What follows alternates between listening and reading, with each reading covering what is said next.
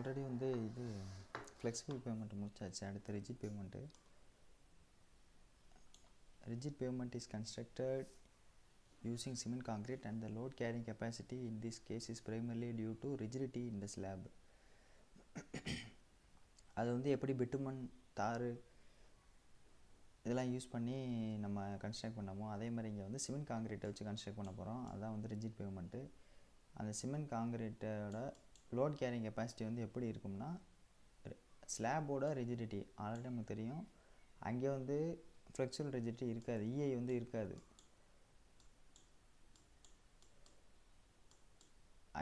அங்கே வந்து இதில் ஃப்ளெக்சிபிள் பேமெண்ட்டில் இருக்காது, இங்கே ரிஜிடிட்டி வந்து இருக்கும். அப்போ ஸ்லாபுக்கு அந்த ரிஜிடிட்டி இருக்கிறதுனால அந்த ஸ்லாபோட ரிஜிடிட்டி மூலியமாக தான் நமக்கு லோட் கேரிங் கெப்பாசிட்டி வந்து இருக்க போகுது நம்ம காங்கிரீட்டுக்கு, அதாவது பேவ்மெண்ட்டுக்கு. இந்த rigidity is due to high modulus of elasticity of concrete. Modulus of elasticity வந்து அதிகமாக இருக்கிறதுனால, காங்கிரீட்டோட மாடுலஸ் ஆஃப் எலாஸ்டிசிட்டி அதிகமாக இருக்கிறதுனால நமக்கு வந்து இந்த ரிஜிடிட்டி அதிகமாக இருக்குது. இந்த ரிஜிடிட்டி அதிகமாக இருக்கிறதுனால நமக்கு லோட் கேரிங் கெப்பாசிட்டியும் அதிகமாக இருக்குது. The cement concrete pavement is rested on soil foundation which can be treated as spring having spring constant. The rigid pavement design is based on Westergaard analysis. Westergaard தான் வந்து இது எப்படி வந்து இந்த ரிஜிட் பேவ்மெண்ட் அனலைஸ் பண்ணுறதுன்னு ஒரு வழி சொல்லியிருக்காரு. என்ன பண்ணியிருப்பாருன்னா, இந்த cement concrete pavement is rested on soil foundation. Soil ஃபவுண்டேஷனில் தான் ரெஸ்ட் ஆகிருக்கு. ஆனால் நம்ம எப்படி அதை எடுத்து அனலைஸ் பண்ணுவோம்னா, கீழே வந்து ஒரு ஸ்ப்ரிங்கு குஷன் மாதிரி வந்து எல்லா பக்கத்தும் ஒரு ஸ்ப்ரிங் இருந்தால் எப்படி இருக்கும், அது மேலே வந்து நம்மளோட காங்கிரீட் ஸ்லாப் உட்காந்துருந்தா என்ன மாதிரி இருக்குமோ அந்த மாதிரி வந்து அச்சீவ் பண்ணியிருப்பார் நம்ம வெஸ்டர்கார்ட். காங்கிரீட் ஸ்லாபு கீழே ஸ்ப்ரிங் இருக்க மாதிரி இந்த ஸ்ப்ரிங்கு தான் வந்து சாயில். நம்ம எப்படி இந்த கன்சாலிடேஷனில் வந்துட்டு வாட்டரையும் ஸ்ப்ரிங்கையும் வச்சு நம்ம சாயில் அப்படியே ரீப்ளேஸ் பண்ணியிருப்போம். சாயிலுக்கு பதிலாக ஸ்ப்ரிங்கை வச்சுருந்துருப்போம். டெர்சாகி ஒன் டைமென்ஷனல் அனலைசிஸ்ன்ற மாதிரி ஒன்று பார்த்துருப்போம். அதே மாதிரி தான் இதுவும். அங்கே சாயிலு ஸ்ப்ரிங்கு யூஸ் பண்ண மாதிரி இங்கேயும் சாயிலுக்கு ஸ்ப்ரிங்கு. அடுத்து லோ டிஃபர்மேஷன் கர்வ். வழக்கம் போல் தான் ஸ்ட்ரெஸ்ஸு ஸ்ட்ரெயின், இந்த பக்கம் ஸ்ட்ரெஸ்ஸு போடுவோம், இந்த சைடு ஸ்ட்ரெயின் போடுவோமா, அந்த என்ன ஸ்ட்ரெஸ்ஸு லோடு, இந்த பக்கம் டிஃப்ளெக்ஷனு. இப்போ லோடு அதிகப்படுத்த டிஃப்ளெக்ஷன் அதிகமாகிட்டே போகும். ஆனால்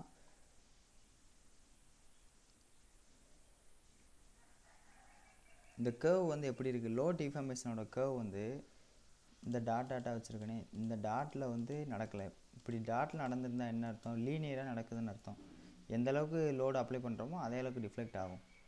இப்போ இந்த லீனியர் நடந்துச்சுன்னா என்ன அர்த்தம்,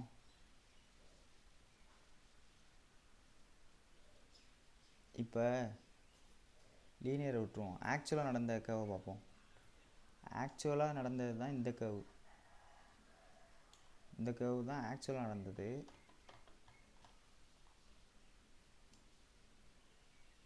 இது இந்த கர்வ் வந்து லீனியராக இல்லை, ஸ்லோப் வந்து இருக்குது. இதுக்கு மாறும். இந்த சைடு ஒரு சைடு லோடு, இந்த சைடு டிஃப்ளெக்ஷன் இருக்கும். இப்போ இந்த லோடுக்கு ஏற்ற மாதிரி ஒரு டிஃப்ளெக்ஷன் இங்கே கிடச்சிருக்கு, இந்த லோடுக்கு ஏற்ற மாதிரி டிஃப்ளெக்ஷன் இங்கே கிடச்சிருக்கு.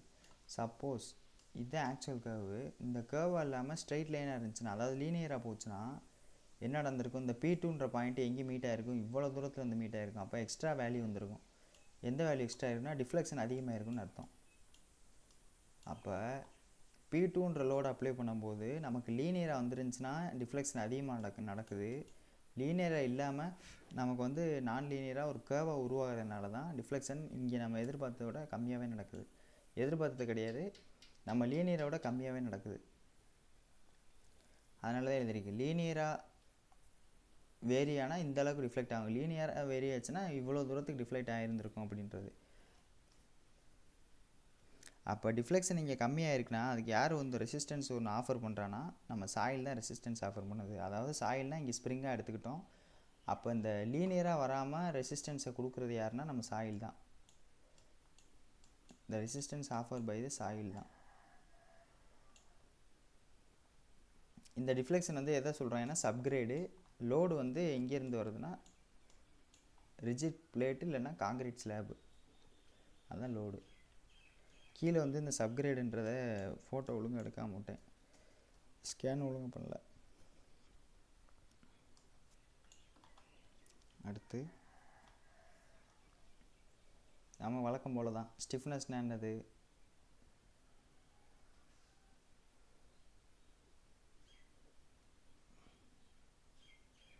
ஸ்டிஃப்னஸ்னால் என்னதுன்னா ஒரு யூனிட் டிஸ்பிளேஸ்மெண்ட் நடக்கிறதுக்கு எவ்வளோ லோடு தேவைப்பட்டிருக்கு அப்படின்றது தான். Load required to produce unit deformation. ஒரு யூனிட் டிஃபார்மேஷன் நடக்கிறதுக்கு தான் டிஃபார்மேஷன். ஏதாவது ஒரு டிஃபார்மேஷன்னா இது வந்து ஒரு டிஃப்ளெக்ஷன் வச்சுக்கலாம்.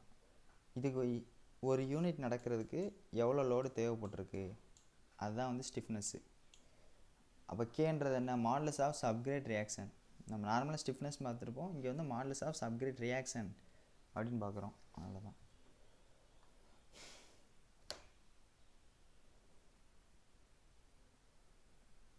அப்போ வந்து இங்கே லோடு என்னவாக இருக்கும், டயர் ப்ரெஷர் தான் இங்கே லோடாக இருக்கும்னு வச்சுக்கிறோம். இப்போ டயர் ப்ரெஷரை லோடாக எடுத்துக்கலாம். Tyre pressure divided by reflection. Tyre ப்ரெஷருக்கு யூனிட்டு kg/cm². ப்ரெஷர்னாலும் ஸ்ட்ரெஸ்னாலும் ஒரே யூனிட் தான், லோடு பை ஏரியா. அப்போ டிஃப்ளெக்ஷன்னா கண்டிப்பாக சென்டிமீட்டர் தான் இருக்க போகுது. இது மேலே போச்சுன்னா சென்டிமீட்டரும் இந்த சென்டிமீட்டர் கேன்சல் ஆகிடும். திரும்ப என்ன வரும், திரும்ப kg/cm தான் வரும். இல்லை kg/cm kg/cm². இது மேலே போச்சுன்னா திரும்ப 1/cm தானே வரும். அப்போ kg/cm³ மாறிடும். kg/cm³ மாறிடும். அடுத்து நம்ம ஆல்ரெடி அங்கேயே பார்த்துருப்போம், del = 1.18. எதுக்கு, ரிஜிட் பேமெண்ட்டுக்கு. இதே இது ஃப்ளெக்சிபிளாக இருந்துச்சுன்னா 1.5. ஆமாம், 1.5 PA/ES. அடுத்து நமக்கு இப்போ என்ன தெரியும், K = P/டெல்டான்னு தெரியும். அப்போ டெல்டா = P/K. அப்போ P/K = அந்த டெல்டாக்கு பதிலாக இந்த P/K அப்ளை பண்ணிட்டோம்னா P/K = 1.18 PA/ES. அப்போ இந்த PA இந்த P கேன்சல் பண்ணிடலாம். மிச்சம் என்ன இருக்குது, ESஐயும் இந்த 1.18 ஒரு பக்கத்து கொண்டு வந்துட்டு இந்த கேவையும் கான்ஸ்டன்ட்டையும் அங்கிட்டு கொண்டு போயிட்டோம்னா இது ஒரு கான்ஸ்டன்ட் மாதிரி ஃபார்ம் ஆயிடுச்சு. KAன்றது ஒரு கான்ஸ்டன்ட் மாதிரி ஃபார்ம் ஆயிடுச்சு. அடுத்து K75A1 = K30 cm A2 ES / 1.18.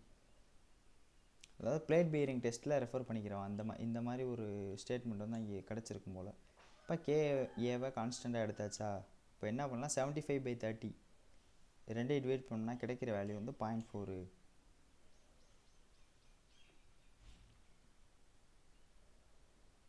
அப்போ 75ஓட 0.4 75க்கு வேல்யூ கண்டுபிடிக்கணும்னா K30 கண்டுபிடிச்சி அதை 0.4 மல்டிப்ளை பண்ணால் 75க்குள்ளே வேல்யூ கிடச்சி போயிடும்.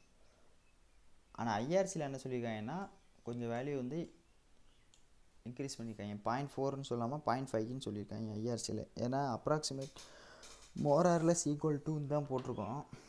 அதனால் ஐஆர்சி ரெக்கமெண்டேஷன் இது. அதுக்கப்புறம் என்னென்னா அலோவபிள் டிஃப்ளெக்ஷன் ஒன்று இருக்கும்ல, நமக்கு வந்து இதில் ஆர்சிசிலாம் படிச்சிருப்போம். டிஃப்ளெக்ஷன் வந்து கேன்டிலிவருக்கு வந்து என்னது P/250 அந்த மாதிரிலாம் படிச்சிருப்போம். நம்ம அதெல்லாம் நிறைய படிச்சு P/250 P/200 அந்த மாதிரிலாம் படிச்சிருப்போம். அதே மாதிரி இங்கேயும் ஒரு அலோவபிள் டிஃப்ளெக்ஷன் இருக்குது. என்னென்னா K = P/0.125 cm. அப்போ வந்து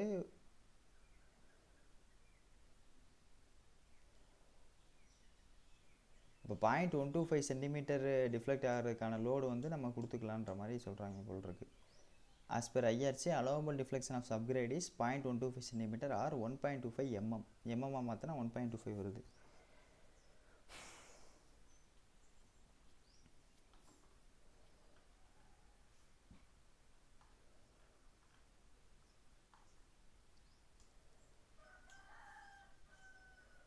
அடுத்து relative stiffness of slab to subgrade.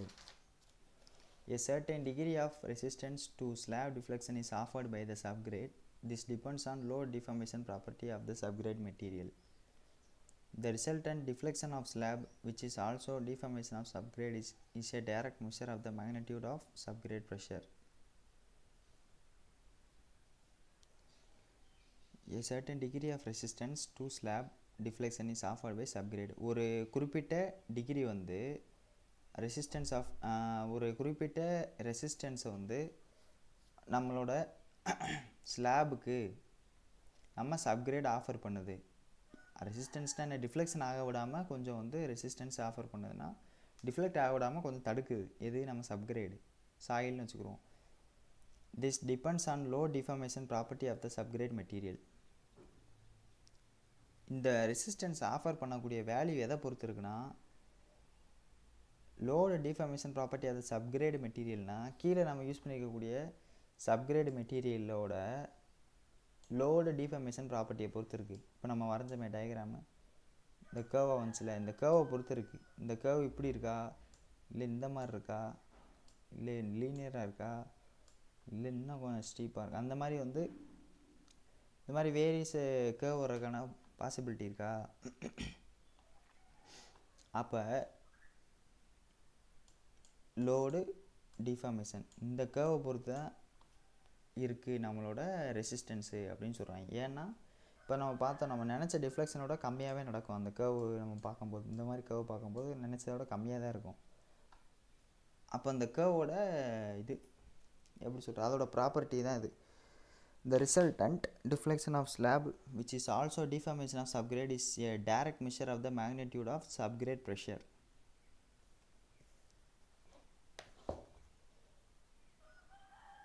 அப்போ டிஃபார்மேஷன் ஆஃப் சப்கிரேடை எப்படி மெஷர் பண்ணலாம்னா, அதை மெஷர் பண்ணால் என்ன வேல்யூ நமக்கு கிடைக்கும்னா, சப்கிரேடோட ப்ரெஷர் எவ்வளோ இருக்கோ அந்த ப்ரெஷருக்கு ஈக்குவலாக தான் இருக்கும் அப்படின்றத சொல்கிறாங்க. சப்கிரேட் ப்ரெஷர் எவ்வளோ இருக்கோ அதுக்கு ஈக்குவலாக தான் வந்து டிஃபார்மேஷன் நடக்கும் அப்படின்றத சொல்கிறாங்க. அது எப்படின்றத அதில் பார்ப்போம். இப்போ ரிலேட்டிவ் ஸ்டிஃப்னஸ்னால் என்ன, relative stiffness of slab to subgrade. பேர்லேயே இருக்குது ரிலேட்டிவ். எதையும் கம்பேர் பண்ணுறோம், சப்கிரேடையும் ஸ்லாபையும் கம்பேர் பண்ணுறோம். கீழே சப்கிரேடுக்கு அதிகமாக இருக்குது நமக்கு ஸ்டிஃப்னஸ் வந்து மாடுலஸ் ஆஃப் சப்கிரேட் ரியாக்ஷன் வந்து அதிகமாக இருக்கும் ஸ்லாபை கம்பேர் பண்ணும்போதுன்னு வச்சுக்கலாம். அப்போ சப்கிரேடுக்கோட வேல்யூ கீழே போட்டுற வேண்டியது, ஸ்லாபோட வேல்யூ மேலே போட்டுற வேண்டியது. சப்கிரேடுக்கு என்ன இருக்கும், ஸ்டிஃப்னஸ் இருக்கும். நம்மளோட ஸ்லாபுக்கு என்ன இருக்கும், இஏ இருக்கும், ரிஜிடிட்டி இருக்கும்.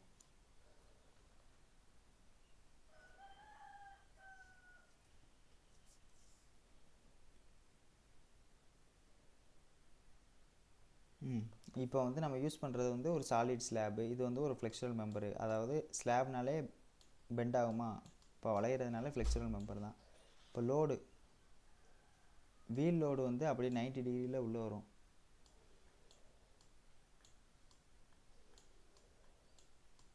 டிகிரி ஸ்ட்ரைட்டாக வருதா. இப்போ என்ன அச்சீவ் பண்ணியிருக்காங்கன்னா,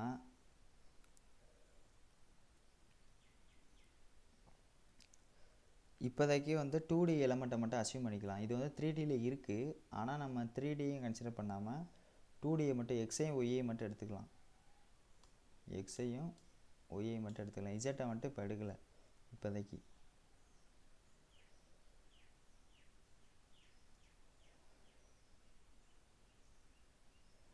இப்போ என்னென்னா, நம்ம ஆல்ரெடி பாய்சன் ரேஷியோவில் பார்த்துருப்போம். ஸ்ட்ரெயின் ஒரு டைரெக்ஷனில் ஸ்ட்ரெயின் நடந்துச்சுன்னா எந்த டைரெக்ஷனில் வந்து நம்ம லோடு அப்ளை பண்ணியிருந்தோமோ அந்த டைரெக்ஷனில் மட்டும் வேல்யூ இன்க்ரீஸ் ஆகும், மற்ற எல்லா வேல்யூத்துலையும் டிக்ரீஸ் ஆகும். அதாவது இப்போ எக்ஸ் ஆக்சிஸில் அப்ளை பண்ணோம்னா எக்ஸ் மட்டும் இன்க்ரீஸ் ஆகும், ஒய் இசட் வந்து டிக்ரீஸ் ஆகும். எவ்வளோ டிக்ரீஸ் ஆகும்னா மியூ டைம்ஸ் டிக்ரீஸ் ஆகும். நமக்கு ஸ்ட்ரெயின்னாலே தெரியும் stress by Young's modulus.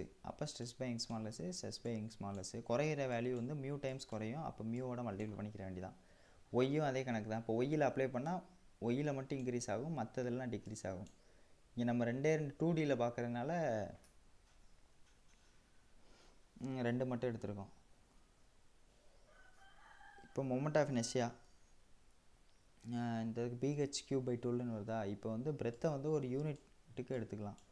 Unit வித்துக்கு எடுத்தோம்னா பியோட வேல்யூ 1 ஆயிரும், H3/12 வந்துடும்.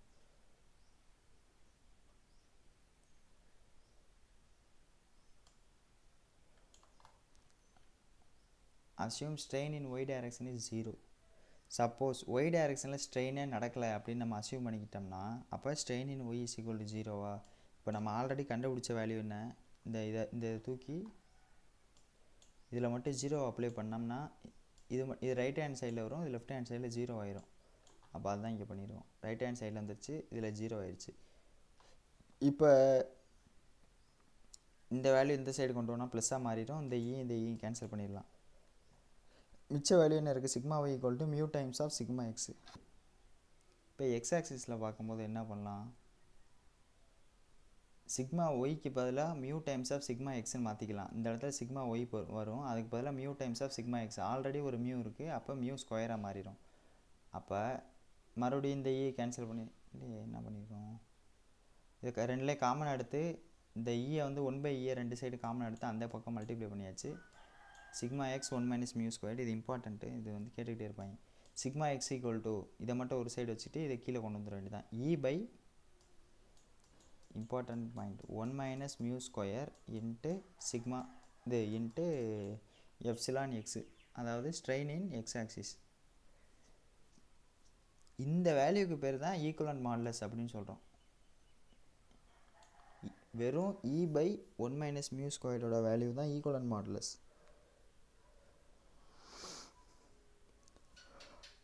மொத்தமாக கேட்டாங்கன்னா இது சேர்த்து எழுத வேண்டியதான். ஈக்குவலன்ட் மாடுலஸ்னால் என்னென்னு கேட்டாங்கன்னா E/1 மைனஸ் மியூ ஸ்கொயர் தான் ஈக்குவலன்ட் மாடுலஸ் அப்படின்னு எழுத வேண்டியதான்.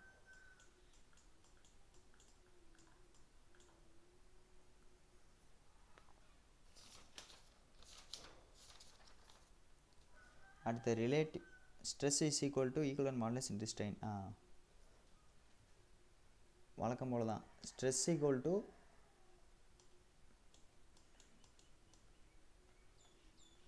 நம்ம வழக்கம் என்ன படிச்சிருப்போம்? Stress by strain is equal to Young's மாடுலஸ்ன்னு படிச்சிருப்போம். அதே தான் இங்கே வந்து ஈக்குவலன்ட் மாடுலஸாக மாற்றியாச்சு, அவ்வளோதான். இந்த யங்ஸ் மாடுலஸாக ஈக்குவலன்ட் மாடுலஸாக மாற்றி இந்த இதை அந்த பக்கம் மல்டிப்ளை பண்ணியாச்சு, ஸ்ட்ரெயின் அங்கிட்டு மல்டிப்ளை பண்ணியாச்சு, அவ்வளோதான். அடுத்து relative stiffness of slab to subgrade. இப்போ எப்படி EI/Kன்னு பார்த்தோமா, அதில் வந்து அப்ளை பண்ணிட வேண்டியதான் இப்போ தெரிஞ்ச வேல்யூ.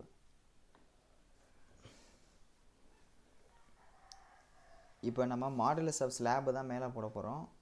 அதுக்கு என்ன பார்த்துருக்கோம்? E/1 minus mu square into H3/12 இப்போ தான் கண்டுபிடிச்சோம் அந்த வேல்யூவை. டிவைடட் பை K, தர் K.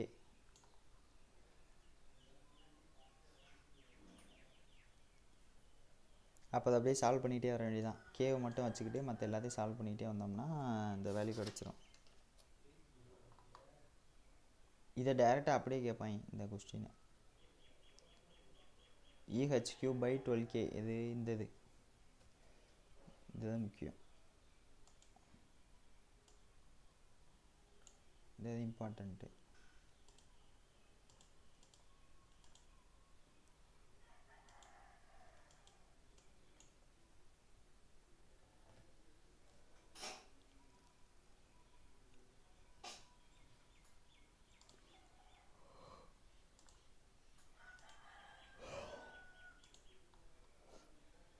EH3/12K into 1 minus mu square whole power 1/4.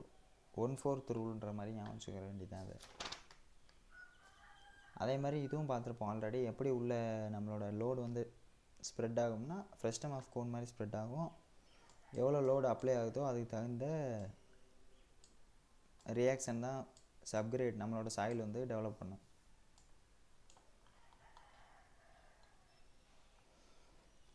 இதுக்கப்புறம் என்ன கேட்டிருக்காங்க?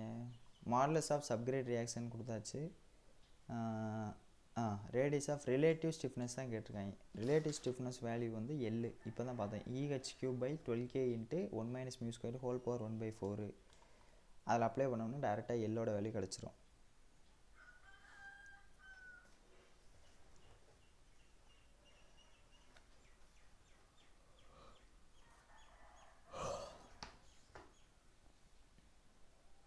இது என்ன எழுதியிருக்கேன்னா, இப்போ நம்ம கண்டுபிடிச்சது வெறும் ரேடியஸ் தான். ஒரு சர்க்கிள் வந்து ஒரு சர்க்கிளில் மொத்த டயாமீட்டரில் பாதி தான் வந்து ரேடியஸா. அப்போ மொத்த ஏரியான்னு பார்க்கும்போது என்னென்னா, இந்த ரேடியஸை வச்சு ஒரு சர்க்கிள் வரைஞ்சி இந்த மொத்த ஏரியாவை தான் சேர்ந்து நமக்கு வந்து ரெசிஸ்டன்ஸ் ஆஃபர் பண்ணும். அப்போ நம்ம கண்டுபிடிக்கிற வேல்யூவை வச்சு ஒரு சர்க்கிள் வரைஞ்சோம்னா அந்த சர்க்கிளில் இருக்கக்கூடிய மொத்த ஏரியாவும் நமக்கு வந்து ரெசிஸ்டன்ஸை ஆஃபர் பண்ணும். எது சப்கிரேடில் பேசிக்கிட்டு இருக்கேன்.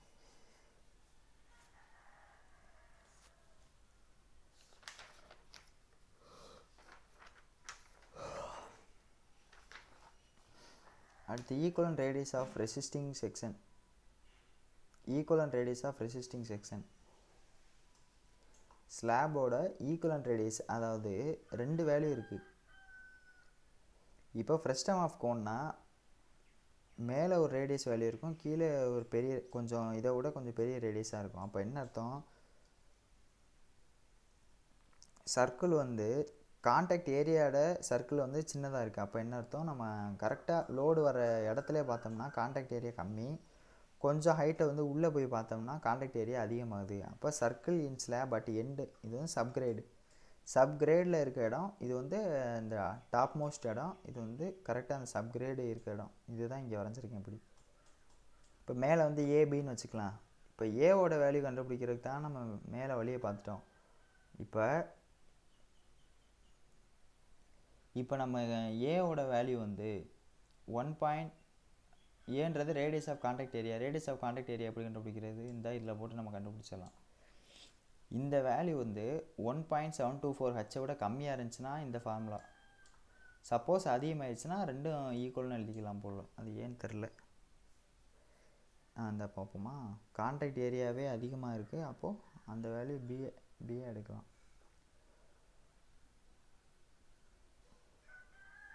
ஆல்ரெடி கான்டாக்டில் இருக்க ஏரியாவே வந்துட்டு நம்ம ஹைட்டை கம்பேர் பண்ணும்போது இந்த ஹைட்டோட மல்டிப்ளை பண்ணும்போது அதிகமான வேல்யூ இருக்குன்னா நமக்கு எந்த பிரச்சனையும் இல்லை. ஏ என்ன வேல்யூ இருக்கோ அதே பி வேல்யூ எடுத்துலாம்.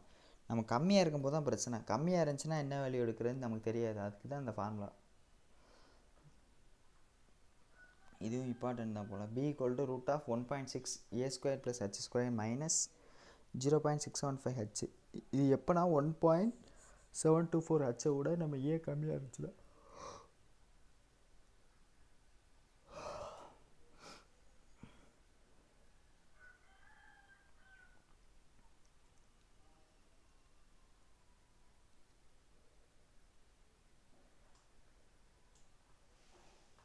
அடுத்து if the radius of the contact area கொடுத்தாச்சு, find the equivalent radius of resisting area. இப்போ இந்த ஏவோட வேல்யூ வந்து நம்ம ஹச்சை கம்பேர் பண்ணும்போது கம்மியாக இருக்கா கூட இருக்கான்னு பார்க்கணும். ஆனால் ஹச்சோட வேல்யூ தெரியாது. அப்போ A/H ரேஷியோ மாற்றிடலாம். A/H is less than 1.724. Refer above problem. ஓ, இங்கேருந்து வேல்யூ எடுத்துக்கலாமா? அப்போனா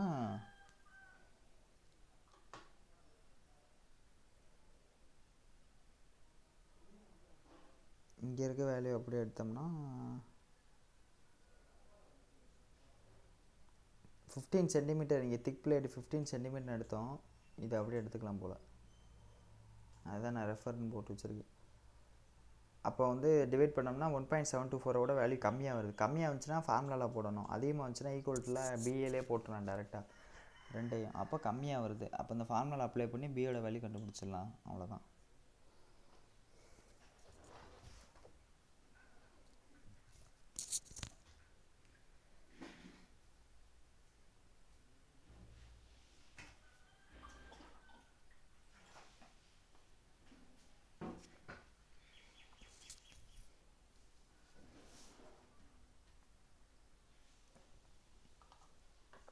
அடுத்து critical load position.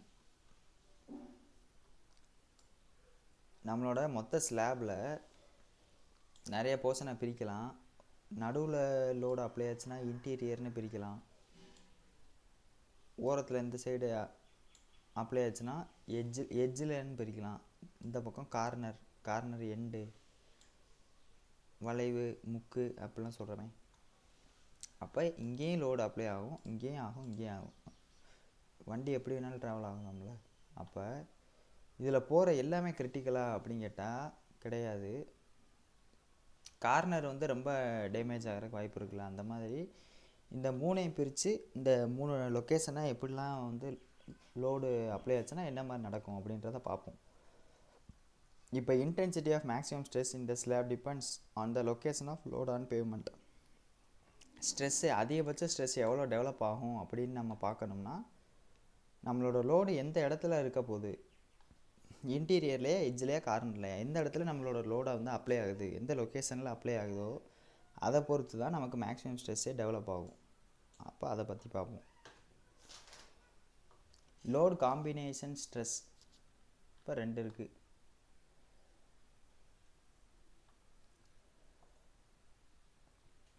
Stress எதுனாலலாம் develop ஆகும் நம்மளோட ரிஜிட் பேமெண்ட்லன்னு பார்க்கும்போது, ஃபஸ்ட்டு வீல் லோடு டைரெக்டாக வந்து நம்மளோட வீல் வந்து நம்ம பேமெண்ட் மேலே உட்கார போது அங்கே தான் வந்துட்டு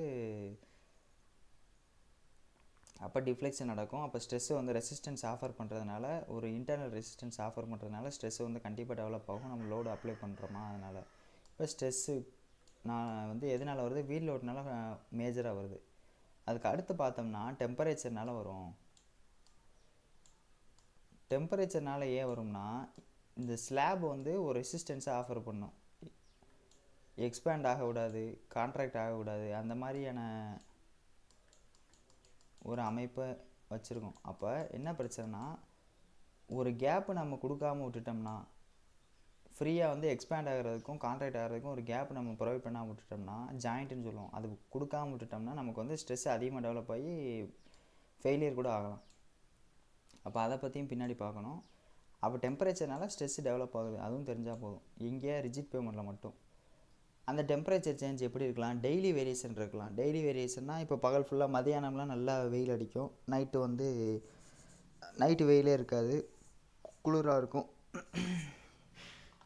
சீசனல் வேரியேஷனாக ஓவராலாகவே பார்க்கலாம். சீசனல் வேரியேஷன்னா இப்போ வந்து மொத்தமாகவே வந்து மழை காலமாக இருக்குது, இல்லை மொத்தமாகவே வந்து வெயில் காலமாக இருக்குது அப்படின்றது சீசனல் வேரியேஷனு. டெய்லி வேரியேஷன்னா காலையில் நைட்டுன்னு பார்க்குறது. இங்கே வந்து என்னென்ன டெவலப் ஆகும்னா, வார்ப்பிங் ஸ்ட்ரெஸ்ஸு டெவலப் ஆகும். வார்ப்பிங் ஸ்ட்ரெஸ்னால் எப்படி,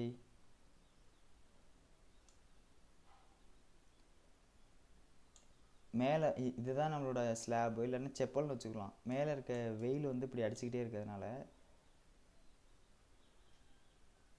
இந்த இடத்துல தான் வெயில் அதிகமாக படுது. அப்போ இந்த இடம் எக்ஸ்பேண்ட் ஆக ட்ரை பண்ணும். அப்போ இந்த இடம் எக்ஸ்பேண்ட் ஆகணும்னா அதிகமாக எக்ஸ்பேண்ட் ஆகிரும், இப்படியே வளைஞ்சிரும். இந்த இடம் வந்து எக்ஸ்பேண்ட் ஆகிரும். ஆனால் இங்கே மேலே தான் கம்ப்ரெஷன், கீழே தான் டென்ஷன் வருது. இப்படி தான் வருமோ? ஆமாம், இப்படி தான் வரும்.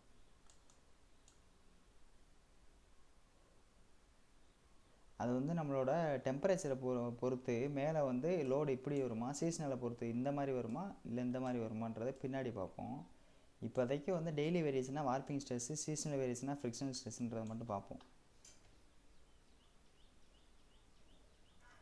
இந்த டே டைமில் இருந்தால் இருக்கா, அதான் மேலே தான் இந்த மாதிரி வரும். ஓகே, பார்த்துக்கலாம். Stress equation for loading. இப்போ ஸ்ட்ரெஸ் ஈக்குவேஷன் மூணு இடத்துல பார்ப்போம். ஸ்லாப் பாட்டமில் இருந்தால் எப்படி, ஸ்லாப் டாப்பில் இருந்தால் எப்படி. இது ஓகே, இது பிரச்சனை இல்லை. ஸ்ட்ரெஸ்ஸு தானே பார்த்துக்கிட்டு இருக்கோம். இன்டீரியரில் இருந்தால் எப்படி, எட்ஜில் இருந்தால் எப்படி, கார்னரில் இருந்தால் எப்படி, அதோட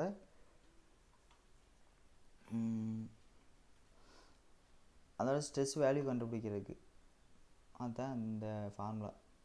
இது வந்து என்ன எம்பிரிக்கல் மாதிரி மனப்பாடம் பண்ணிக்கிட்டேன், அதான் ஒன்று வேறு வழி இல்லை.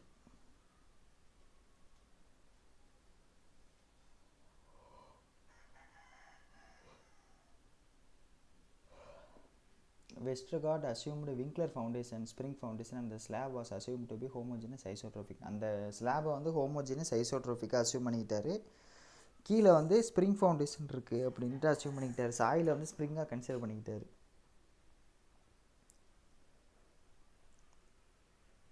இப்போ temperature stress. The stress are developed in the cement concrete pavement due to variation in the slab temperature and resistance against deformation produced by the weight of slab and friction between slab and ground subgrade.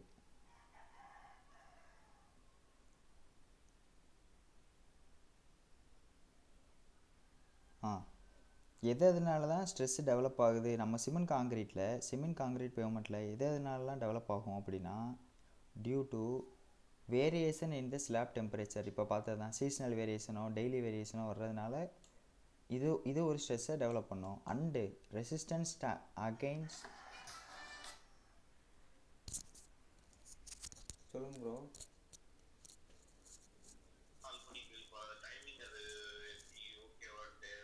யார்கிட்ட bro? ஆமாம் ஆமாம்.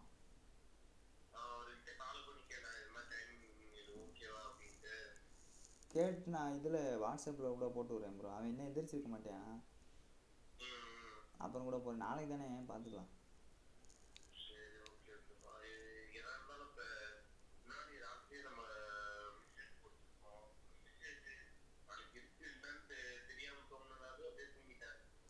சரி okay okay bro. ஆமாம் ஆமாம். சரி bro. Okay okay.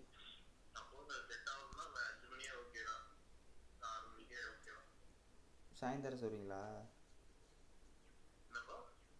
இல்லை 6 மணி ஓகேனா காலையிலேயே சொல்கிறீங்களா இல்லை? சரி ஓகே, கேட்டு பார்க்குறேன். அவனுக்கு ஓகேனா அவன் போட்டுடலாம். சரி ப்ரோ.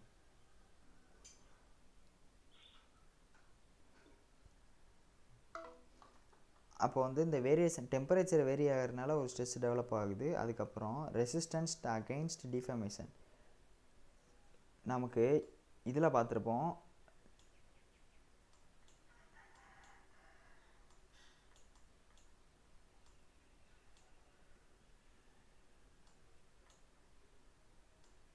தெர்மல் ஸ்ட்ரெஸ்ஸில் படிச்சிருப்போம் நம்ம. கேன்டிலீவரில் வந்து இப்போ கீழே வந்து நம்ம ஹீட் பண்ணோம்னா ஃப்ரீ டு எக்ஸ்பேண்ட், அது பாட்டில் இப்படி எக்ஸ்பேண்ட் ஆகிட்டு அது பாட்டில் போயிடலாம். இப்படி எப்படி வேணுமோ அது எக்ஸ்பேண்ட் ஆகிக்கிறோம். ஏன்னா இங்கே வந்து நம்ம எந்த ஒரு ரெசிஸ்டன்ஸுமே கொடுக்கல. இப்படி வந்து நம்ம இது எக்ஸ்பேண்ட் ஆக விடாமல் நம்ம தடுத்து நிப்பாட்டலை. சப்போஸ் இந்த டெம்பரேச்சரையும் அதிகப்படுத்தி எக்ஸ்பேண்ட் ஆகிறதுக்கு வழியும் விடாமல் இந்த மாதிரி ப்ரிவென்ட் பண்ணி வச்சுருந்தோம்னா அப்போ தான் வந்து ஸ்ட்ரெஸ் டெவலப் ஆகும். அதுதான் இங்கே டெவலப் ஆகுது. ஏன்னா produced by the weight of slab and resistance against டிஃபார்மேஷனுக்கு நம்ம அலோவ் பண்ணாமல் ரெசிஸ்டன்ஸை பண்ணி வச்சுருந்தோம் அப்படின்னா produced by the weight of ஸ்லாபோட வெயிட்டு, அதுக்கப்புறம் friction between slab and ground, அது ரெண்டு சேர்ந்து டிஃபார்மேஷனுக்கு ஒரு ரெசிஸ்டன்ஸ் ஆஃபர் பண்ணுது. அதாவது மேலே நான் வைக்கிற லோடுக்கு ஸ்லாபை வளைய வேண்டிய தேவை இருக்குது. ஸ்லாபு ஈஸியாக வளையாது, கீழே வேறு சப்கிரேட் இருக்குது. அப்போ இந்த ரெண்டு சேர்ந்து ஒரு ரெசிஸ்டன்ஸை ஆஃபர் பண்ணிகிட்டு இருக்கு, இந்த இதை பெண்ட் ஆக்க விடாமல், ஸ்லாபு பெண்ட் ஆக்க விடாமல். அவ்வளோதான்.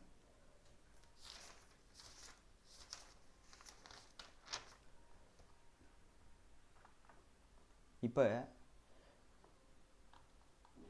Daily variation resulting temperature gradient across the thickness of the slab.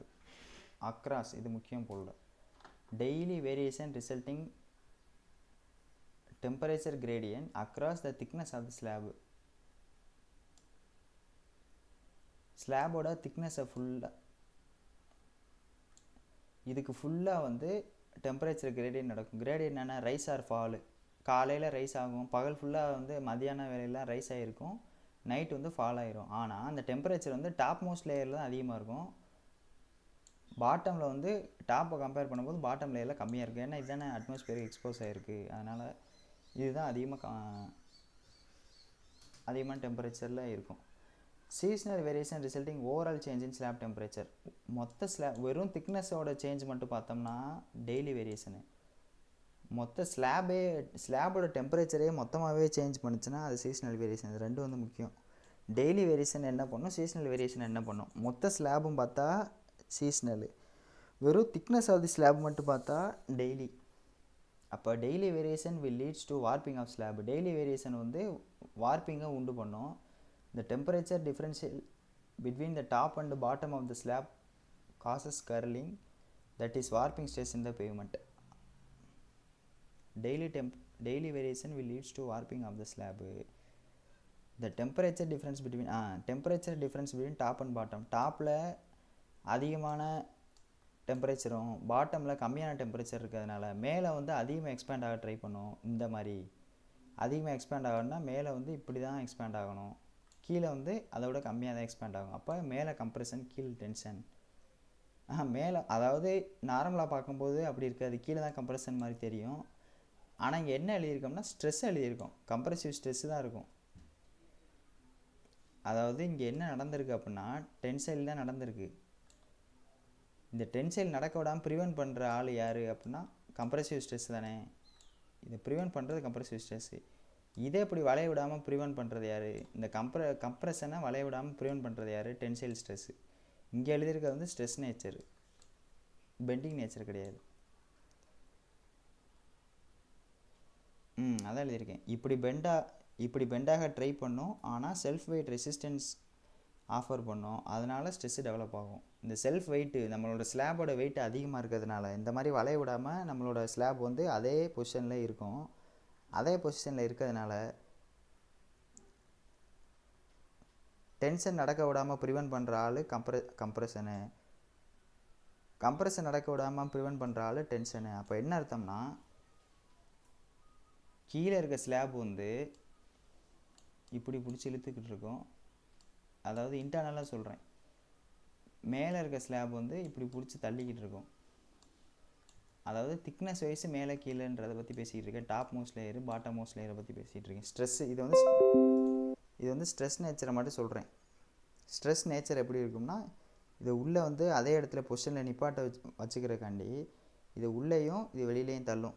இதை உள்ளேயும் இது வெளிலையும் தள்ளினோம்னா மறுபடியும் ஸ்லாபோட பழைய பொசிஷனுக்கே வந்துடும். இந்த மாதிரி வந்துடும்.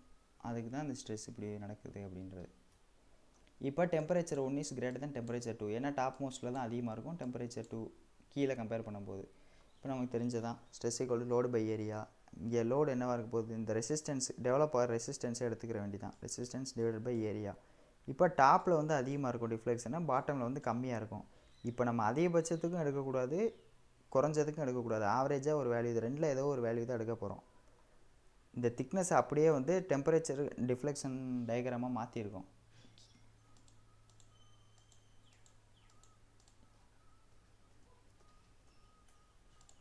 இப்படி இருந்த வேல்யூ வந்து எக்ஸ்ட்ரா ஒரு ட்ரையாங்கிள் ஃபார்ம் ஆகிருக்கு. அப்படின்னா என்ன அர்த்தம், கீழே இருக்கிறதுலே மினிமமாக இருக்குது, மேலே போக போக டெம்பரேச்சர் அதிகமாகறதுனால டிஃப்ளெக்ஷன் அதிகமாக நடந்திருக்கு அப்படின்றத நம்ம எடுத்துக்கலாம். அப்போ வந்து மேக்ஸிமம் எடுக்காமல் மினிமமாக எடுக்காமல் ஆவரேஜாக எடுக்கிறோம். The slab tries to expand at top, but weight tries to resist it, hence compression develops at top. இப்போ நான் சொன்னது தான், இந்த டாப் லேயரு எக்ஸ்பேண்ட் ஆக ட்ரை பண்ணும். ஏன்னா டெம்பரேச்சர் இங்கே தான் டைரெக்டாக படுது. இது வந்து எக்ஸ்பேண்ட் ஆக ட்ரை பண்ணும், இப்படியே எக்ஸ்பேண்ட் ஆக ட்ரை பண்ணும். ஆனால் நம்மளோட வெயிட் வந்து ரெசிஸ்ட் பண்ணுறதுனால இது வந்து இப்படியே இதே பொசிஷனில் நிப்பாட்டி வச்சுக்கிறதுக்கு இப்படி ஒரு ரெசிஸ்டன்ஸை கொடுக்கும் நம்மளோட செல்ஃப் வெயிட்டு, அதாவது கான்க்ரீட்டோட செல்ஃப் வெயிட்டு. அதனால் வந்து கம்ப்ரெஷன் வந்து டெவலப் ஆகுது, கம்ப்ரெசிவ் ஸ்ட்ரெஸ் வந்து டெவலப் ஆகுது டாப்பில். கீழே டென்சைல் ஸ்ட்ரெஸ் வந்து டெவலப் ஆகுது. இவ்வளோ நேரம் பார்த்தது டே டைமில் டாப் மோஸ்ட் லேயரில் இதை டெம்பரேச்சர் அதிகமாக இருக்கும். இதே இது நைட் டைமில் பார்க்கும்போது, காலையில் அந்த ஸ்டோர் பண்ணி வச்சுருந்த ஸ்டோருன்னு கிடையாது, காலையில் இருந்த அந்த சன்லைட்டோட தாக்கம்லாம் கீழே பாட்டமில் போய் கொஞ்சம் இருக்கும். மேலே கம்பேர் பண்ணும்போது கீழே வந்து டெம்பரேச்சர் கொஞ்சம் அதிகமாகிடும் நைட் டைமில். ஏன்னா மேலே வந்து ஃபுல்லாக கொஞ்சம் கூலிங் ஆக ஆரம்பிச்சிருமா நைட் டைமு. அப்போ நைட்டில் வந்து இப்படி தான் இருக்கும். மேலே வந்து இது கம்மியாக இருக்கிறதுனால, டெம்பரேச்சர் வந்து கம்மியாக இருக்கிறதுனால கம்ப்ரெஷன் தான் நடக்கும். நான் ஸ்ட்ரெஸ் நேச்சரை சொல்லலை, நான் அந்த பெண்டிங் ஆகிறத சொல்கிறேன். மேலே வந்து கம்ப்ரெஷன் நடந்திருக்கு, கீழே வந்து டென்ஷன் நடந்திருக்கு. இப்போ மேலே கம்ப்ரெஷன் நடந்திருக்குன்னா இதை தடுக்கிற ஸ்ட்ரெஸ்ஸு யார், டென்ஷன். கீழே வந்து டென்ஷன் நடந்திருக்குன்னா அதை தடுக்கிற ஸ்ட்ரெஸ்ஸு யார், கம்ப்ரெஷன். அவ்வளோதான். ஏன் தடுக்கிறதுன்னு சொல்கிறேன்னா, internal resistance offered by the material தான் நமக்கு வந்து ஸ்ட்ரெஸ்ஸு. இன்டர்னல் ரெசிஸ்டன்ஸு டாப் மோஸ்ட்டில் ஒரு இன்டர்னல் ரெசிஸ்டன்ஸ் இருக்குது, பாட்டம் மோஸ்ட்டில் ஒரு இன்டர்னல் ரெசிஸ்டன்ஸ் இருக்குது. நம்ம நார்மலாகவே தியரி ஆஃப் பெண்டிங்கில் பார்த்துருப்போம்.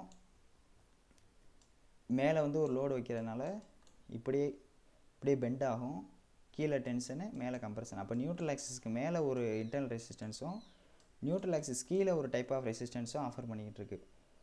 வேறு நேச்சரில் ஆஃபர் பண்ணிக்கிட்டு இருக்குது. அதே தான் இங்கேயும். அந்த ஸ்ட்ரெஸ் நேச்சர் எப்படி இருக்கும் அப்படின்றதான் பார்த்துக்கிட்டு இருக்கோம் டே அண்ட் நைட்டில். The slab tries to contract at டாப்பில் வந்து கான்ட்ராக்டாக ட்ரை பண்ணுது, இப்படியே சுருங்க ட்ரை பண்ணுது. ஆனால் நம்மளோட செல்ஃப் வெயிட்டு அதை வந்து ரெஸ்ட்ரெயின் பண்ணுது. Hence tension develops at top. Self wait restrain பண்ணுறதுனால டென்ஷன் வந்து மேலே வந்து டெவலப் ஆகுது. இப்போ நம்ம எப்படி சிக்மா, அதாவது ஸ்ட்ரெஸ் ஈக்குவேஷன் அங்கே பார்த்தோம், அதே மாதிரி இங்கே இன்டீரியர் எட்ஜு கார்னர் வார்ப்பிங் ஸ்ட்ரெஸ்ஸுக்கு stress in interior edge corner எல்லாத்துக்கும் தனித்தனியாக இருக்குது. இது அந்தளவுக்கு முக்கியமானு தெரியல, ஆனால் எழுதியிருக்கேன். காங்கிரீட்டோட பாய்சன் ரேஷியோ 0.15 அப்படியே பார்த்துக்க வேண்டியதான். லைட்டாக பார்த்துக்கிட்டா போதும், இதெல்லாம் ரொம்ப இது பண்ண தேவையில்ல.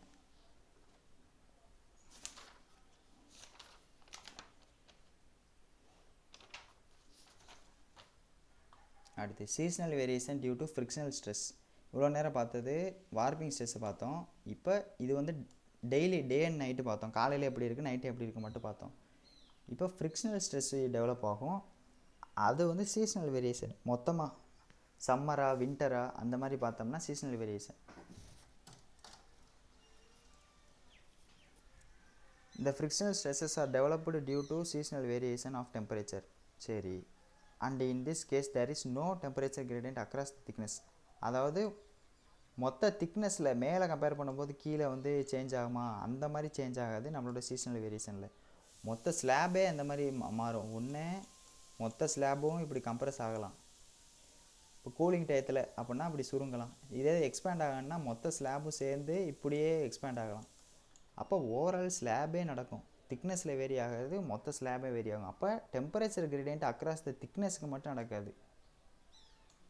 Temperature gradient to the overall slab அப்படி தான் சொல்லணுமே தவிர, திக்னஸுக்கு மட்டும் நடந்துச்சுன்னா வார்பிங் ஸ்ட்ரெஸ் ஆயிரும், ஓவரால் ஸ்லாபுக்கு நடந்துச்சுன்னா ஃப்ரிக்ஷனல் ஸ்ட்ரெஸ் ஆயிரும்.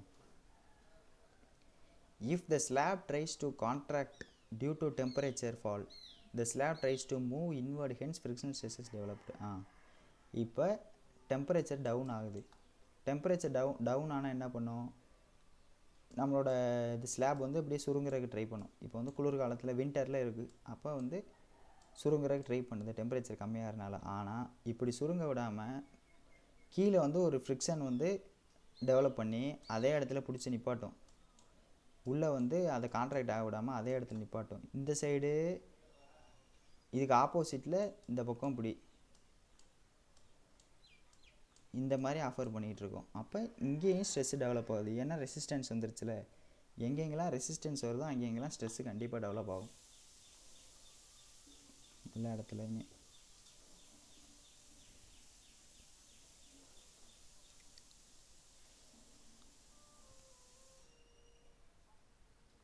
இதை வந்து ஒன் சைடு மட்டும் கட் பண்ணி வரைஞ்சிருக்கேன். இதோட அந்த லெஃப்ட் சைடு மட்டும் கட் பண்ணி இந்த இடத்துல வரைஞ்சிருக்கேன். L/2க்கு மட்டும் வரைஞ்சிருக்கேன். லெஃப்ட் சைடு நம்ம வந்து ஸ்ட்ரெஸ்ஸு இந்த மாதிரி கம்ப்ரஸ் ஆக ட்ரை பண்ணுச்சுன்னா ரெசிஸ்டன்ஸ் வந்து என்ன நேச்சரில் இருக்கும் அப்படின்றத வரைஞ்சிருக்கேன்.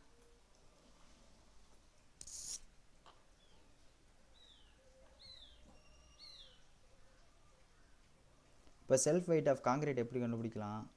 Unit weight of concrete kg per metre cube into metre கியூப்ன்ற மாதிரி போட்டு அந்த மீட்டர் கியூப் கேன்சல் பண்ணோம்னா நமக்கு வந்து டேரெக்டாக செல்ஃப் வெயிட் கிடச்சிரும். அப்போ unit wait into volume multiply பண்ணால் செல்ஃப் வெயிட் கண்டுபிடிச்சிடலாம். யூனிட் வெயிட் என்ன, அதை அப்படியே வச்சாச்சு. வால்யூம்க்கு என்ன பண்ணுறோம்னா நம்ம ஒரு சைடு மட்டும் எடுத்து பார்த்துக்கிட்டு இருக்கோம். அதனால் இப்போ L/2 மட்டும் எடுப்போம். Length into breadth into height தானே. அப்போ லென்த்தை மொத்தமாக எடுக்காமல் நம்ம ஒன் சைடு மட்டும் படிக்கிறதுனால L/2 into B into H. ஃப்ரிக்ஷன்னால் வர்ற ஃபோர்ஸ் இஸ் ஈக்குவல் டு டெம்பரேச்சர்னால் வர ஃபோர்ஸ். ஓகே, ஃப்ரிக்ஷன்னால் வர்றது வந்து F இன்ட்டு W ஆகும். டெம்பரேச்சர்னால் வர்ற ஃபோர்ஸை வந்து ஸ்ட்ரெஸ் இன்ட்டு ஏரியாவாகவும் நம்ம வந்து ரெண்டை ஈக்குவல் பண்ணோம்னா இந்த ரெண்டுமே ஈக்குவலாக தான் இருக்கும் கண்டிப்பாக. அப்போ தான் வந்து ஈக்குவல் ஸ்டேட்டில் ரெண்டும் மெயின்டைன் ஆகும். அப்படின்றதுனால ஈக்குவலாக தான் இருக்கும். இந்த டபிள்யூக்கு பதிலாக இதை அப்ளை பண்ணியிருக்காங்க. அதுக்கப்புறம் இந்த வேல்யூ அப்படியே வச்சுக்கிட்டு இது ஒரு ஃபார்முலாவாக உருவாக்கியாச்சு ஸ்ட்ரெஸ்ஸு. அப்போ ஃப்ரிக்ஷனல் ஸ்ட்ரெஸ்ஸுக்கு டேரெக்ட் ஃபார்முலா கேட்டாங்கன்னா இதுதான் sigma c into LF divided by 2. Sigma c into LF divided by 2 தான் ஃபோர்ஸு. எல்லுன்றது நம்ம என்ன லென்த்து கன்சிடர் பண்ணியிருக்கோமோ அந்த லென்த்து இன்ட்டு சிக்மா சி. அப்போ இதையெல்லாம் எதை பொறுத்து இருக்குது? அப்போ ஸ்ட்ரெஸ் எதை பொறுத்து இருக்குன்னா இந்த ஃப்ரிக்ஷனை பொறுத்து இருக்குது, இந்த லென்த்தை பொறுத்து இருக்குது, நம்மளோட காங்கிரீட்டோட யூனிட் வெயிட்டை பொறுத்து இருக்குது. இப்போ யூனிட் வெயிட் அதிகமாக இருக்குது அப்படின்னா ஸ்ட்ரெஸ் அதிகமாகிருமோ? டிவைடட் பை 2 இருக்குது, இருந்தாலும் அதில் பாதி தான் வருது. சரி, ஓகே, பார்த்துக்கலாம். அப்படி இருந்தாலும் அது டைரக்ட்லி ப்ரொபோஷனல் தான், அதிகமாக தான் ஆகும். அப்போ இது முக்கியம். Sigma c into LF divided by 2 அதுதான் ஃப்ரிக்ஷனல் ஸ்ட்ரெஸ்ஸு. இப்போ இதுதான் இந்த பேஜ் தான் இம்பார்ட்டண்ட்டு. இப்போ சம்மரில் வின்டரில் ரெண்டுலேயும் எப்படி நடக்குதுன்னா கம்ப்ரெசிவ் ஃப்ரிக்ஷனல் ஸ்ட்ரெஸ் டெவலப். சம்மரில் என்ன ஆகும், ஓவராலாக எக்ஸ்பேண்ட் ஆக ட்ரை பண்ணும். அப்போ நம்மளோட ஸ்ட்ரெஸ்ஸு வந்து எக்ஸ்பேண்ட் ஆக விடாமல் என்ன நடக்கும், அதாவது ஃப்ரிக்ஷனல் ஸ்ட்ரெஸ் என்ன பண்ணோம்னா இந்த எக்ஸ்பேண்ட் ஆக விடாமல் ப்ரிவென்ட் பண்ணுற நேச்சர் என்னவாக இருக்குது, கம்ப்ரெஷனாக இருக்குது. டெவலப் ஆகிறது டென்ஷனாக இருந்துச்சுன்னா ப்ரிவென்ட் பண்ணுறது கம்ப்ரெஷனாக தானே இருக்கும். அப்போ கம்ப்ரெசிவ் ஃப்ரிக்ஷனல் ஸ்ட்ரெஸ் டெவலப். வின்டர்னால் அப்படியே ஆப்போசிட்டு. வின்டர்னால் என்ன நடக்கும், கான்ட்ராக்ட் ஆக ட்ரை பண்ணும். நம்மளோட நேச்சர் வந்து ஃப்ரிக்ஷன் நேச்சர் வந்து எக்ஸ்பேண்ட் ஆகும். அப்போ டென்சைல் ஸ்ட்ரெஸ் டெவலப் ஆகும். இப்போ நம்ம ஏதாவது ஒன்றை யோசிச்சுக்கிட்டோம்னா போட்டலாம், இல்லை சிம்பிளாக ஒரு நிமிஷம் உட்காந்து பொறுமையாக யோசிச்சோம்னா தப்பு இல்லாமல் போடலாம். இப்போ காம்பினேஷன் ஆஃப் ஸ்ட்ரெஸ் இருக்குது. எது காம்பினேஷன் ஆஃப் ஸ்ட்ரெஸ் எடுக்கிறோம்னா, ஏதாவது ஒரு இருக்கிறதுலே கிரிட்டிக்கலான ஸ்டேஜுக்கு நம்ம டிசைன் பண்ணிட்டோம்னா அதை அந்த ஸ்டேஜை வித்ஸ்டாண்ட் பண்ணுச்சுன்னா மற்ற எல்லா ஸ்டேஜும் வந்து நமக்கு சாட்டிஸ்ஃபை ஆன மாதிரி. அப்போ எல்லா கேஸையும் பார்த்துட்டு அதுக்கப்புறம் எது முக்கியமான கேஸுன்றதை பார்க்கணும். அதுதான் இதில் காம்பினேஷன் ஸ்ட்ரெஸ்ஸில் முக்கியம்.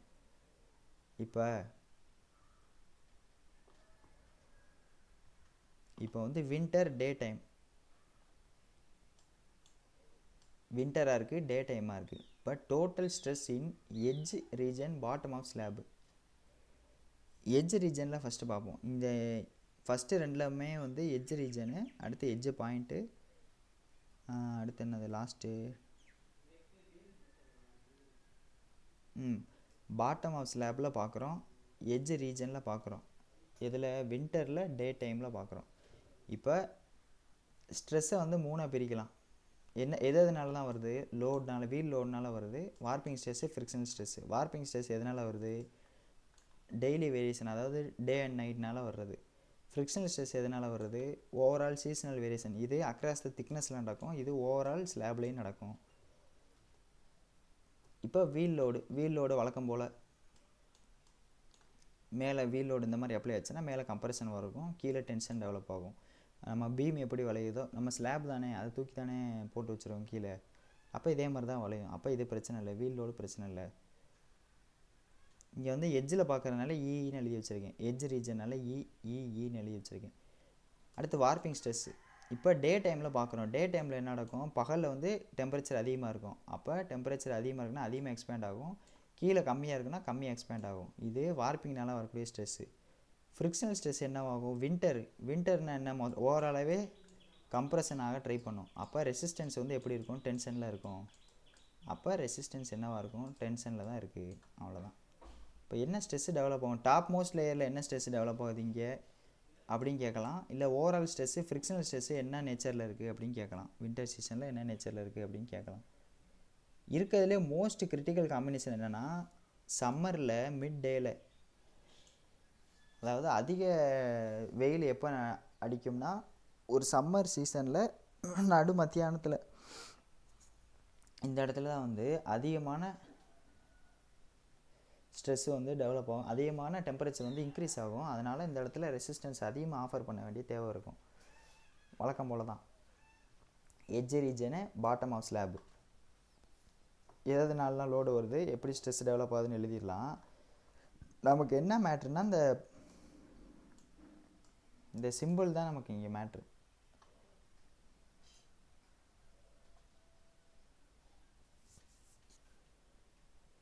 என்ன ஸ்ட்ரெஸ்ஸு டெவலப் பண்ணுறோமோ நம்ம பண்ணலை, அது பண்ணுது. என்ன ஸ்ட்ரெஸ்ஸு டெவலப் பண்ணுதோ அதுக்கு ஏற்ற மாதிரி தான் இந்த சிம்பிளை வந்து நம்ம சூஸ் பண்ணணும், பாசிட்டிவாக நெகட்டிவானு.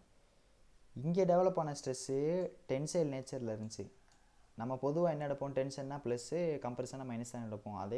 அதே கேட்டகரி தான் இங்கேயும். டென்ஷன் வந்ததுனால ப்ளஸ்ஸு, இங்கேயும் டென்ஷன் வந்ததுனால ப்ளஸ். ஏன் வந்து கீழே மட்டும் பார்க்குறேன்னா பாட்டம் ஆஃப் ஸ்லாபை பற்றி தான் பேசிக்கிட்டு இருக்கோம். Bottom of slab edge region தான் பேசிக்கிட்டு இருக்கோம். இங்கேயும் bottom of slab edge region தான் பேசிக்கிட்டு இருக்கோம். இப்போ பாட்டம் தான் பார்க்குறோம். டென்சைல் பாட்டம் வந்து டென்சைலில் இருக்குது, அப்போ பாசிட்டிவ்.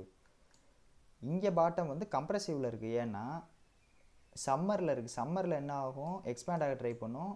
அப்போ ரெசிஸ்டன்ஸ் என்னவாக இருக்கும், உள்ளே தான் நிப்பாட்ட பார்க்கும். அப்போ கம்ப்ரெஷன் தான், கம்ப்ரெசிவ் ஸ்ட்ரெஸ் தான் டெவலப் ஆக போகுது. அப்போ பாட்டம் ஆஃப் ஸ்லாபில் கம்ப்ரெசிவ் வந்துருச்சுன்னா நம்மளோட சிம்பிள் என்னவாக இருக்கும், நெகட்டிவாக மாறிடும். அப்படியே இதே சம்மரில் நைட்டு பார்த்தோம்னா சம்மரு நைட்டு ஓவராலாகவே என்னவா இருக்கும், சம்மரில் சுருங்குறதுக்கு தான் ட்ரை பண்ணும். இந்த இடத்துல நைட் என்னவாகும்னா கீழே வந்து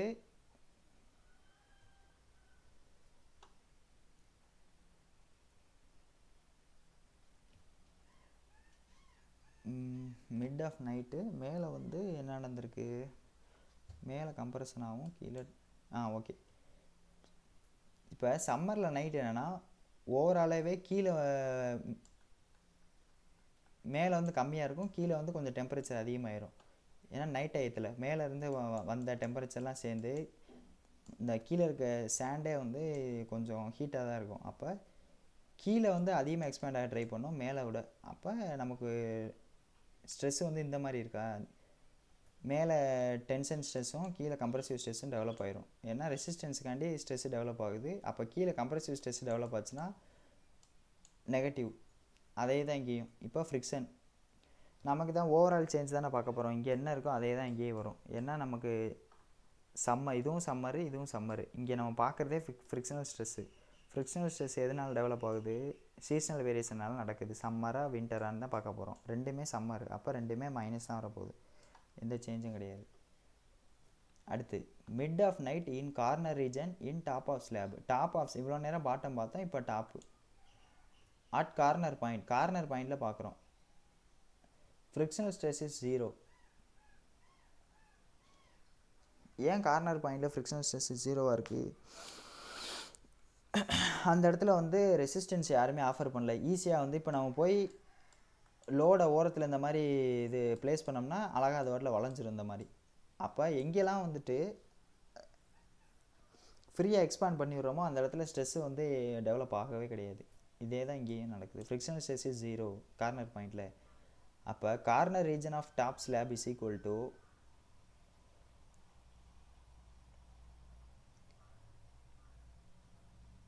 டாப் ஸ்லாபில் இருக்கக்கூடிய கார்னர் ரீஜன் என்னவாக இருக்கும்னா, ஸ்ட்ரெஸ் எதுனாலாம் டெவலப் ஆகும், வீல் லோட்னாலேயும் வார்ப்பிங் ஸ்ட்ரெஸ்னாலேயும் மட்டும்தான் டெவலப் ஆகுமே தவிர ஃப்ரிக்ஷனல் ஸ்ட்ரெஸ்ஸு டெவலப் ஆகாது.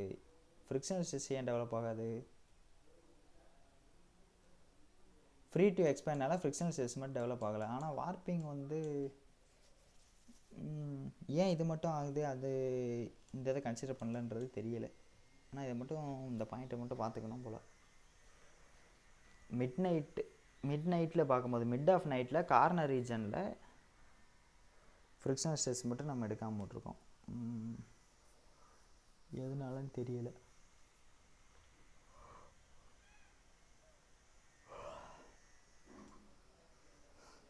அடுத்து இப்போ வந்து இதில் இருக்கிறதுலே மோஸ்ட் கிரிட்டிக்கல், இதுதான் முக்கியம். அதிகமாக கொஸ்டின் வர்றதுக்கான பாசிபிலிட்டியும் இதுக்கெல்லாம் இருக்குது.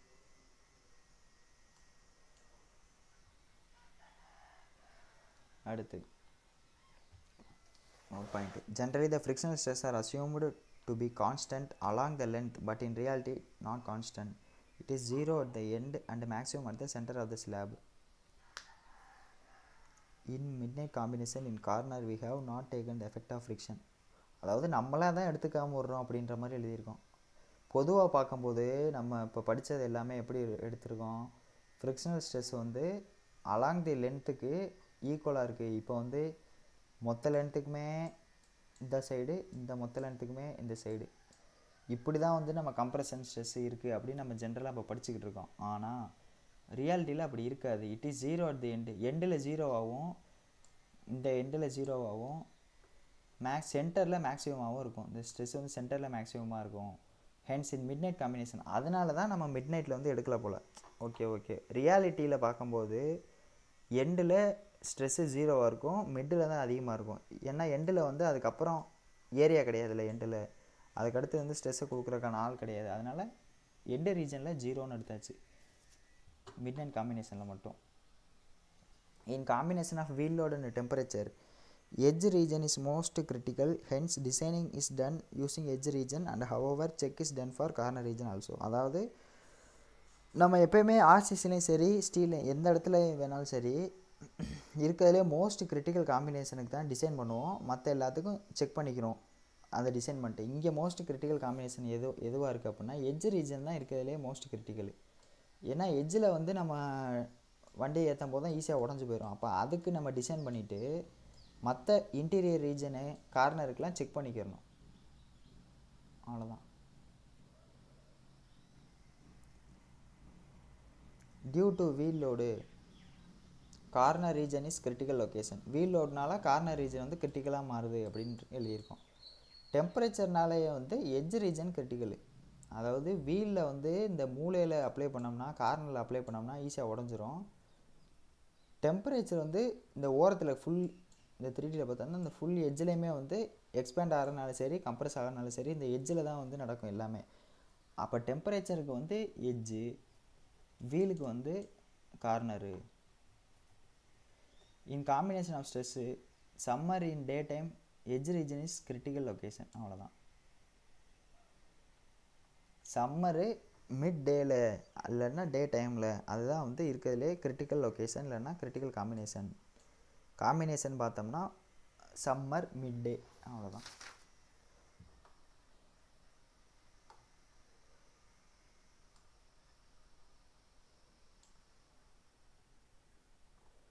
அவ்வளோதான். இதோட வந்து நம்ம காம்பினேஷன் ஆஃப் ஸ்ட்ரெஸ்ஸும் முடிஞ்சு, நம்மளோட ரிஜிட் பேவ்மெண்ட்டும் முடிஞ்சு. இதுக்கு அடுத்து வந்து ஜாயிண்ட் மட்டும் இருக்குது இதில். இதுக்கு இந்த எக்ஸ்பேன்ஷனை வந்து அலோவ் பண்ணுறதுக்காண்டி எக்ஸ்பேன்ஷனே கான்ட்ராக்ஷனை அலோவ் பண்ணுறதுக்காண்டி நம்ம ஜாயிண்ட் வந்து கொடுத்துருப்போம். அது பார்க்கணும். அதுக்கப்புறம் ஃபெயிலியர் அண்ட் மெயின்டெனன்ஸ் பார்த்தா முடிஞ்சிடும். அவ்வளோதான்.